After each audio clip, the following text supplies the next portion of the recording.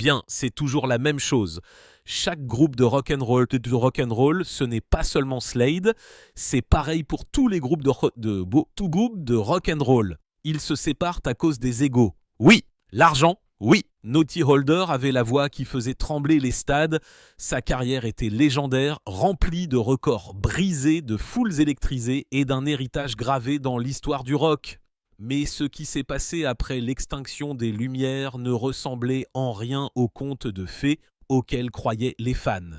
Derrière la gloire se cachaient des fractures qui ne se sont jamais cicatrisées, des choix qui le hantraient et un rebondissement si dévastateur qu'il a presque réduit au silence son rugissement légendaire. Naughty Holder a 69 ans aujourd'hui et la vérité sur la façon dont il est arrivé ici est presque trop déchirante pour être crue. L'ascension de Naughty Holder. Quand les gens parlent des légendes du rock britannique, le nom de Naughty Holder revient toujours. Sa voix, son look et ses chansons ont contribué à définir toute une époque.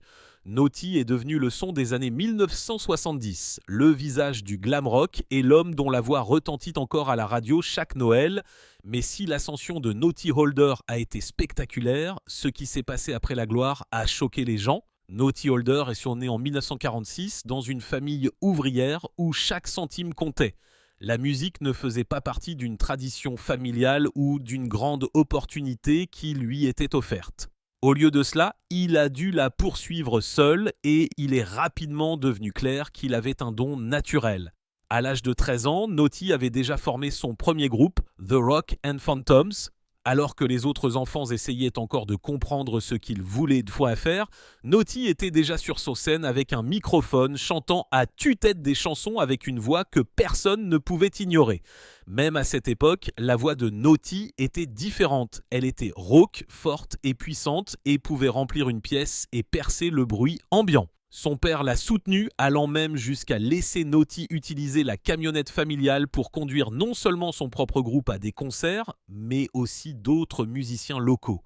L'un de ces jeunes musiciens était, selon certaines sources, Robert Plant, bien avant Led Zeppelin, à la fin de son adolescence.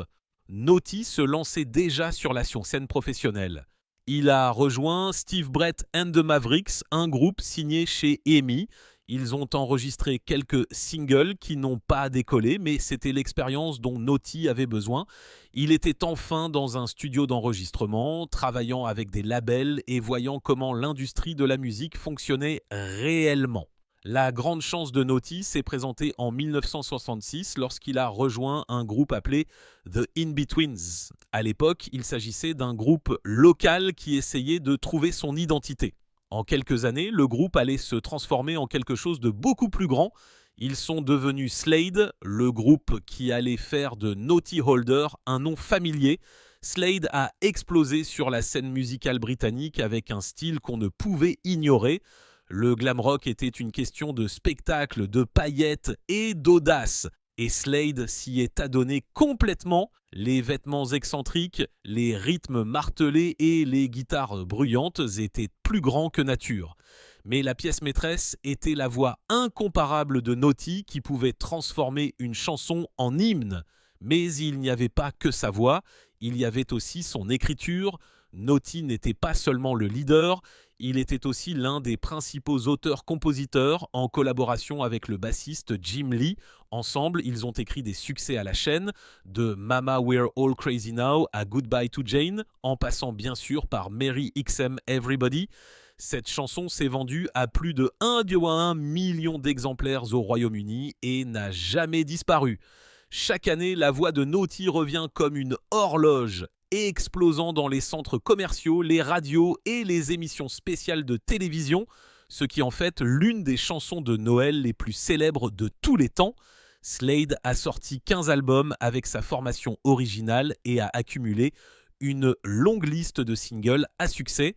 Ils ne faisaient pas que participer à la vague glam rock. Ils la menaient. Leurs bizarreries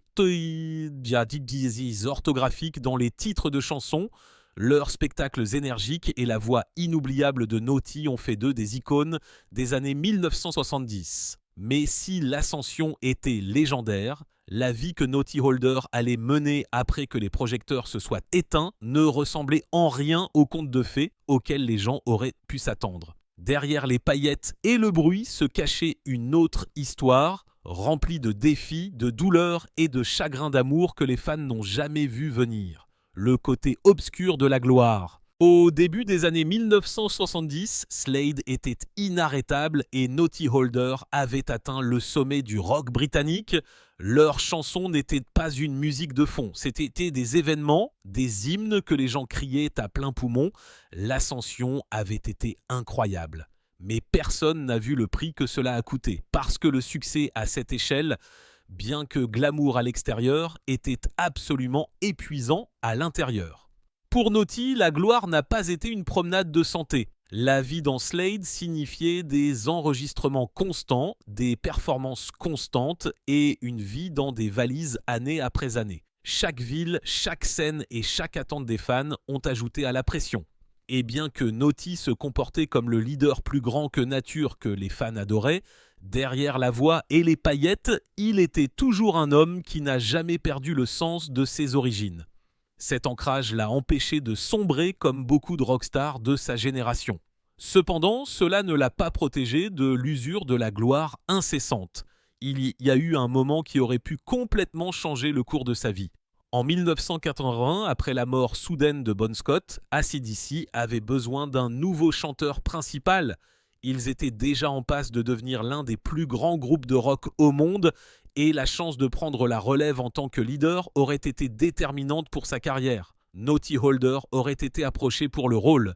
Il aurait pu quitter Slade et prendre le micro pour l'un des groupes de hard rock les plus populaires de tous les temps, mais il a dit non.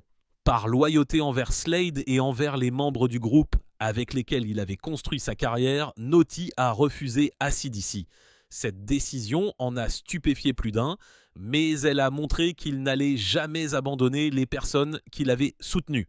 Même entouré du style de vie débridé de la scène rock, Naughty a réussi à garder les pieds sur terre. Il n'est pas tombé dans la spirale sans fin de la drogue et de la destruction qui a englouti tant de stars de cette époque. Il avait la réputation d'être la voix qui pouvait faire trembler les arènes, mais loin de la scène, il appréciait la famille, la routine et l'humour. Cette capacité à garder la tête froide l'a aidé à survivre des années dans une industrie qui broie les gens. Mais même avec cet équilibre, les fissures ont fini par apparaître. Au début des années 1990, Naughty avait donné plus de 2 décennies de sa vie à Slade. Il avait fait le tour du monde, écrit les succès et mené le groupe à travers des années de triomphe et de lutte. Après plus de 26 ans, la tension était indéniable. Le burn-out s'est installé, tout comme la prise de conscience que la vie passait pendant qu'il était coincé dans le cycle des tournées et des enregistrements. En 1992, Naughty Holder a pris la décision qui a choqué les fans lorsqu'il a quitté Slade. Il ne s'agissait pas de colère ou de scandale.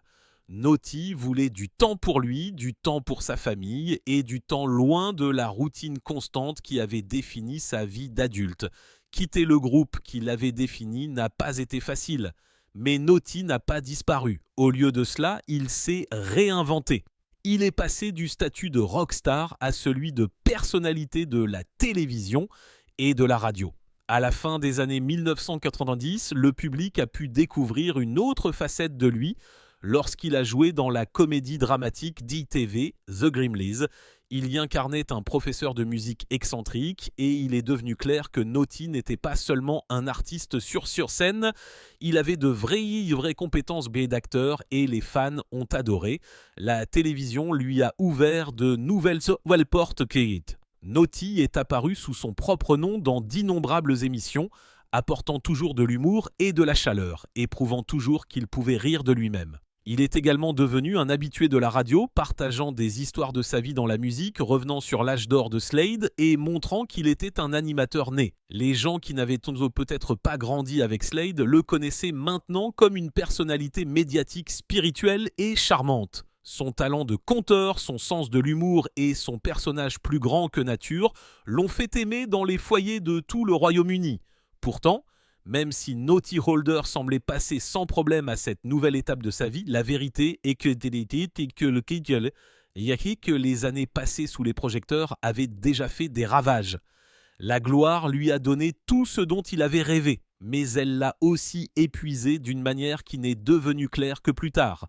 Les tournées incessantes, la pression de porter un groupe au sommet de son art et les sacrifices qu'il a faits en cours de route ont tous laissé leur marque. Naughty a réussi à échapper aux addictions les plus sombres du rock, mais il n'a pas pu échapper à la réalité que la gloire épuise les gens. Et pourtant, dans le style typique de Naughty Holder, il a transformé cette obscurité en quelque chose que le public pouvait encore dire aimer. Il n'a pas laissé le burn-out le définir. Au lieu de cela, il a pivoté, est resté pertinent et est devenu quelqu'un qui pouvait encore faire sourire les gens, même après s'être éloigné du microphone. Mais la plupart des fans n'ont jamais compris la véritable raison de la séparation de Slade. Bien que leurs chansons vivent à jamais comme des hymnes au bon moment, l'histoire du groupe lui-même était remplie de tensions qui finiraient par remonter à la surface. Les tensions internes de Slade. En apparence, Slade semblait inarrêtable. Ils avaient les succès, les tournées, les fans et l'énergie d'un groupe qui semblait né pour dominer la scène. Mais derrière cette façade scintillante, à l'intérieur des chambres d'hôtel, des bus de tournée et des studios, la réalité était beaucoup plus sombre. Naughty Holder lui-même décrira plus tard les problèmes avec une honnêteté brutale. Selon lui, la séparation au sein de Slade a été alimentée par les mêmes poisons qui avaient déchiré tant de groupes auparavant. Dans une interview, il a déclaré « Je dis toujours qu'il y a 5 choses qui contribuent à la séparation d'un groupe. La première est l'ego, la deuxième est l'argent, la troisième est l'alcool et les substances illicites, la quatrième est les femmes et la cinquième est les différences musicales. » Et dans le cas de Slade, il s'agissait des 5. Cette combinaison était explosive. Et pour un groupe vivant au sommet de sa gloire, ce n'était qu'une question de temps avant que cela ne les rattrape. Les luttes internes de Slade n'étaient pas seulement une question de personnalité ou de tentation, elles étaient aussi une question de direction. En 1975, le groupe a fait un geste audacieux qui a montré à quel point ils étaient divisés. Ils ont sorti un long métrage intitulé Slade in Flame. Contrairement à l'image amusante et pailletée que les fans attendaient, le film a été un choc. Ce n'était pas une comédie ou une joyeuse randonnée dans la scène glam rock. Au lieu de cela, il s'agissait d'un regard réaliste et brutal sur l'industrie de la musique, la cupidité, la manipulation et la destruction personnelle qui accompagnent la poursuite de la gloire. Les critiques ont adoré. Pour une fois, Slade n'était pas des stars glam caricaturales. C'étaient des artistes qui montraient le ventre mou de la machine même qui les avait hissés au sommet. Mais si les critiques ont salué le film, les fans ne savaient pas quoi en penser. Les spectateurs qui voulaient le côté amusant du groupe n'étaient pas prêts pour une histoire d'exploitation et de chagrin d'amour, et cela leur a nui commercialement. Leur popularité en a pris un coup, et au lieu de rehausser leur image, le film les a rabaissés. Dans une interview récente, tout en expliquant pourquoi le film avait échoué, Naughty a avoué « Ce n'est pas du tout ce que les gens attendaient de nous à l'époque, en particulier les fans. Ils s'attendaient à un film joyeux et effronté, et ils ont eu droit à un regard percutant sur les rouages d'un groupe de rock dans l'industrie de la musique. » Et je pense que c'était choquant pour les fans, mais au sein du groupe, tout le monde n'était pas d'accord avec le projet dès le départ. Le guitariste Dave Hill détestait ça. Il avait signé pour faire partie d'un groupe connu pour son énergie, son exubérance et son plaisir plus grand que nature, et non pour un film déprimant qui montrait leur monde sous son jour le plus sombre. La frustration de Hill à l'égard de Slade in Flame n'a fait qu'aggraver les fissures qui se formaient déjà au sein du groupe. La direction créative était devenue un champ de bataille. Naughty et le bassiste Jim Lee se sont penchés sur les risques artistiques, tandis que d'autres voulaient que la formule reste simple et amusante. Malheureusement, cette division persistera longtemps après la sortie du film, et comme si les tensions n'étaient pas déjà vives, une tragédie a frappé le groupe d'une manière qui a laissé des cicatrices permanentes. En 1963, le batteur Don Powell a été impliqué dans un terrible accident de voiture. Sa fiancée, Angela Morris, est morte sur le coup, et Powell lui-même a été grièvement blessé, notamment des lésions cérébrales durables. Il a passé des semaines dans le coma et lorsqu'il s'est finalement réveillé, il a lutté contre des pertes de mémoire qui l'ont hanté pour le reste de sa vie. Les blessures de Seo, de blessures de Powell n'ont pas seulement affecté sa personne, elles ont affecté tout le groupe. Pendant le tournage de Slade in Flames, son état était si grave qu'il aurait été incapable de se souvenir de certaines de ses répliques. En fait, il avait besoin qu'on lui rappelle qui il était et où il était, même en plein milieu de la production. Les autres membres ont dû intervenir constamment, le maintenir stable et le guider tout au long du processus. Aux yeux du monde extérieur, Slade était toujours une unité puissante, mais derrière le rideau, ils se soutenaient mutuellement dans des situations que la plupart des fans ignoraient. Nottie Holder reviendra plus tard sur ces années avec un mélange de fierté et de douleur. Fierté car malgré tout, le groupe a continué à enregistrer et à se produire. Cependant, ces tensions ont fini par affaiblir les fondations du groupe. Slade était plus qu'un travail, c'était son identité. Et le voir s'effondrer lentement sous le poids de l'ego, de la tragédie et des désaccords était dévastateur. À la fin des années 1970 et au début des années 1980, ces tensions ont débordé. Le groupe a continué à aller de l'avant, enregistrant quelques retours occasionnels et conservant des fans fidèles. Mais l'unité qui les avait rendus si puissants à leur début n'était plus là. Nottie avait toujours été la voix qui définissait Slade, mais même sa voix ne pouvait pas noyer le bruit de tout ce qui les séparait. Et alors que le groupe finissait par se fracturer, sa vie personnelle a été confrontée à des tempêtes qui le placeraient dans des situations bien plus compliquées et douloureuses que le chaos du rock'n'roll.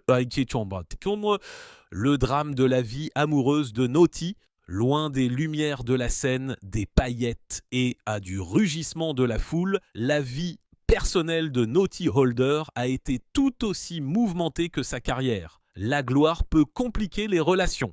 Et pour quelqu'un comme Nottie, qui a passé la majeure partie de sa vie adulte à voyager, à enregistrer et à se produire, il n'a jamais été facile de concilier la musique avec le mariage et la famille. Sa vie amoureuse a connu à la fois la joie et le chagrin d'amour, et elle a révélé une autre facette de lui que les fans ont rarement vue. En 1976, Nottie a épousé Leandra Russell. À l'époque, Slade était toujours un nom familier, constamment à la une des journaux, et Nottie était l'une des rockstars les plus reconnaissables de Grande-Bretagne. Pour le public, il semblait avoir tout pour plaire. Une carrière florissante, un style de vie glamour, et maintenant une femme à ses côtés. Pendant leur mariage, ils ont eu 2 filles et pendant un certain si longtemps, Nottie a adopté le rôle de mari et de père parallèlement à sa vie dans le groupe. Mais les pressions de la gloire et les tensions liées au fait d'être constamment sollicité ont eu des conséquences néfastes. Au début des années 1980, la carrière de Slade était à la croisée des chemins et Nottie lui-même était épuisé par le cycle incessant des tournées et des enregistrements. Il était presque impossible de concilier la vie de famille avec ce type de carrière. C'est ainsi qu'en 1944, après 8 ans de vie commune, Nottie et Leandra ont divorcé. Ce fut un chapitre difficile de sa vie, non seulement à cause de la rupture du mariage, mais aussi parce qu'il était déterminé à rester présent dans la vie de ses filles malgré tout ce qui se passait autour de lui. Pendant les quelques années qui ont suivi, Nottie s'est concentré sur la reconstruction de sa vie en dehors du chaos du rock'n'roll. À la fin des années 1980, les plus belles années de Slade étaient derrière eux et Nottie commençait à envisager l'avenir différemment. C'est à cette haute époque, en 1989, qu'il a rencontré quelqu'un qui allait complètement changer son monde personnel. Elle s'appelait Susan Holder. Contrairement aux femmes avec lesquelles Nottie avait été entouré pendant les années tourbillonnantes de Slade, Susan ne faisait pas partie des projecteurs de l'industrie musicale. Elle était productrice de télévision et avait sa propre carrière dans le domaine de la radiodiffusion et du journalisme. Cette indépendance et cette motivation ont immédiatement attiré Nottie vers elle. D'autant plus qu'elle n'était pas éblouie par son image de rockstar. Elle a vu l'homme derrière cette image. Leur relation s'est développée de manière constante. Construite sur quelque chose de plus fort que le chaos de la gloire, Susan était intelligente, créative et confiante.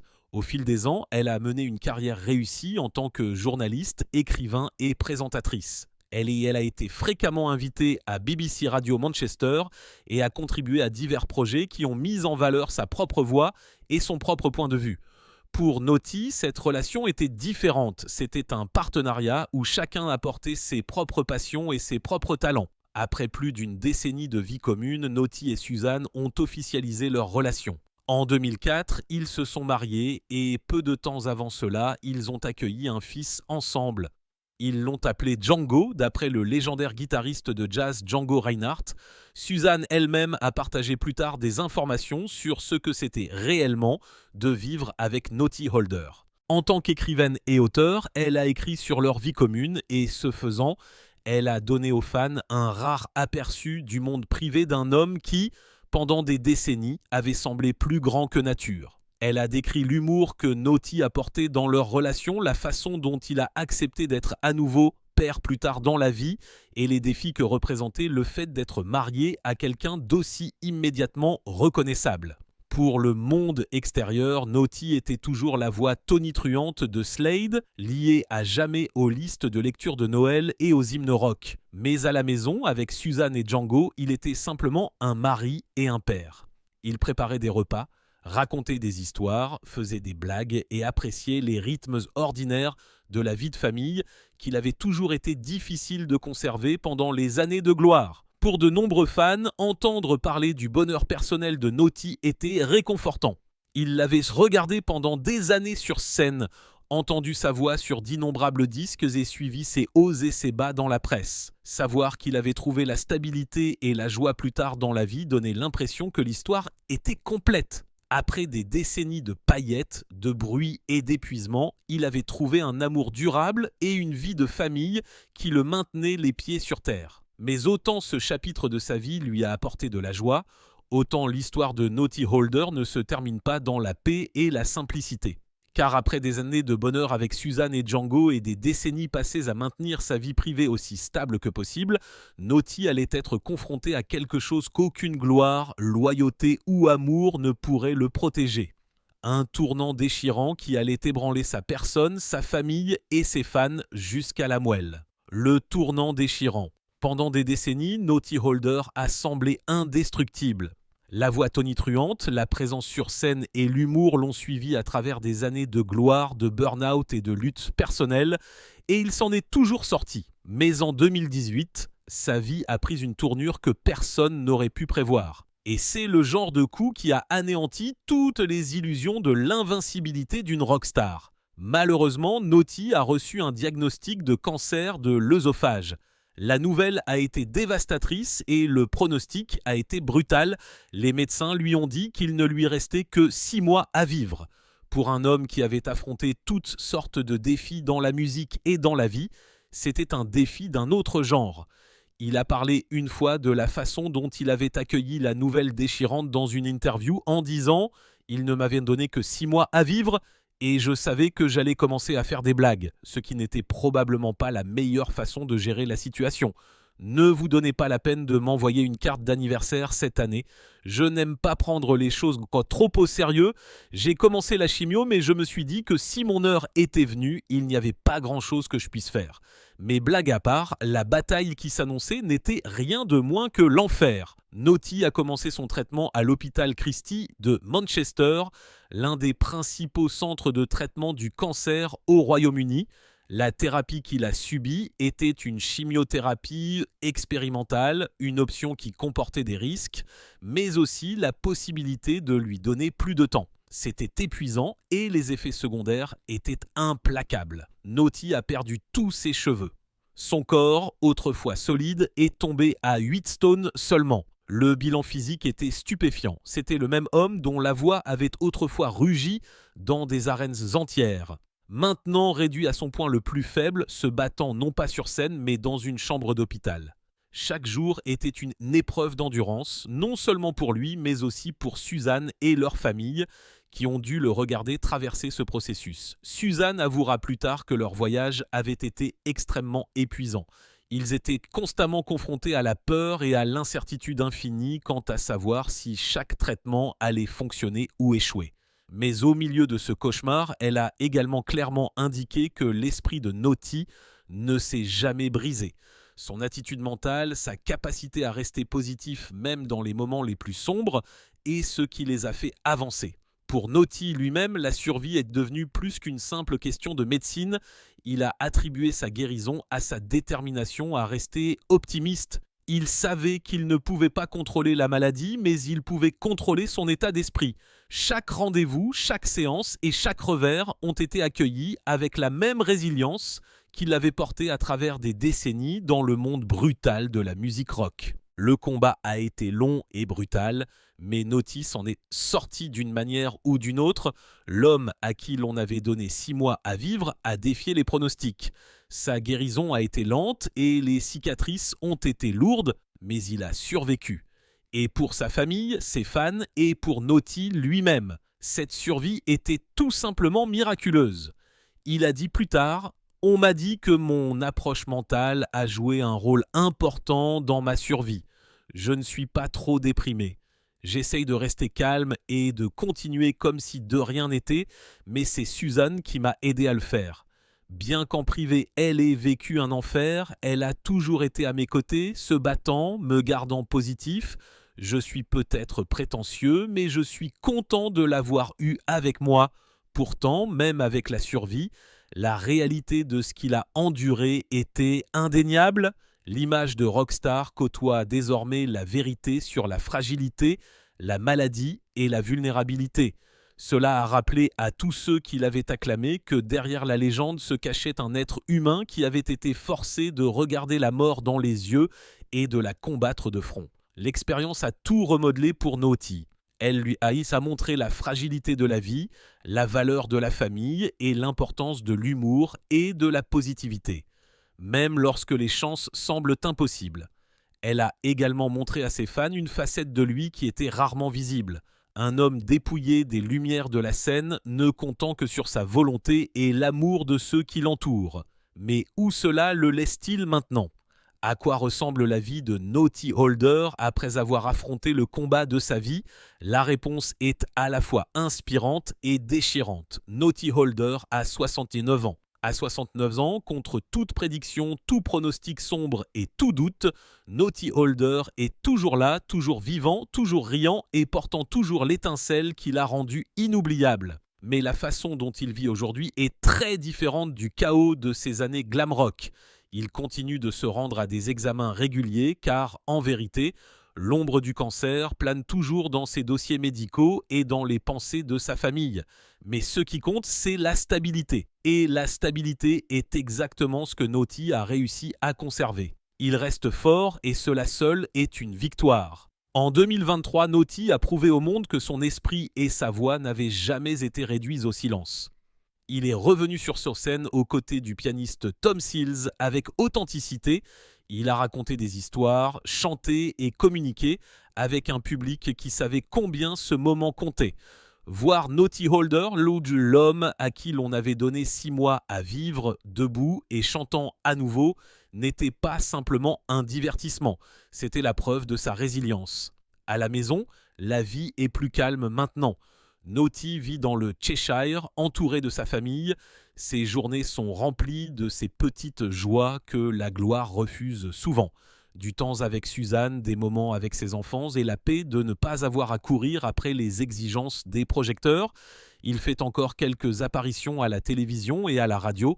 Il raconte toujours des histoires avec cet humour incomparable et continue de consacrer du temps à des œuvres caritatives. Mais tout ce qu'il fait maintenant se fait à ses conditions. Et puis, bien sûr, il y a sa voix. La voix de Naughty Holder ne fait pas seulement partie de l'histoire de la musique, elle fait partie de la culture britannique elle-même. Chaque année, en décembre, sa célèbre chanson de Noël retentit dans tout le pays, à la radio, dans les magasins et lors de fêtes. Sa voix a survécu aux époques, aux groupes et aux tendances en constante évolution de l'industrie. Même aujourd'hui, elle reste instantanément reconnaissable, intemporelle et emblématique. Ce que Naughty représente aujourd'hui est plus grand que la musique. Sa vie est une histoire de courage, d'humour dans les moments les plus sombres, d'humilité après la gloire et de survie lorsque les chances étaient les plus mauvaises. Pour ses fans, il est un rappel vivant que même les légendes sont confrontées à des batailles, que les temps comme aussi et que parfois la plus grande réussite n'est pas les singles à succès ou les spectacles à guichet fermé, mais la capacité de continuer. Avec quel artiste aimeriez-vous voir Naughty collaborer ? Laissez vos réponses dans la section des commentaires ci-dessous. Si vous avez aimé cette vidéo, n'oubliez pas de cliquer sur la prochaine vidéo qui s'affiche à l'écran.